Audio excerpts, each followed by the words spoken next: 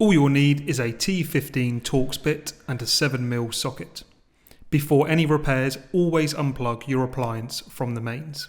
Begin by removing the door from the hinge. On this Hotpoint model, it's held in place by 4 T15 screws. Remove these, making sure you're supporting the door, or ask for help as we don't want to drop and damage it. The 2 bolts on the existing door hinge can then be removed with your 7mm socket.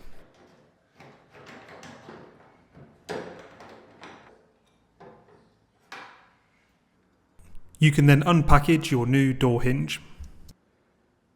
The side with the large metal plate on the door hinge attaches to the washing machine as shown. Then screw in the 2 7mm bolts on the top and bottom, making sure they're nice and tight.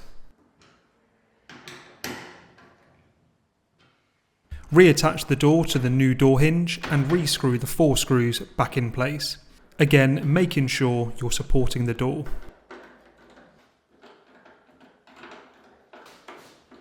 Then check to make sure the door closes and opens correctly.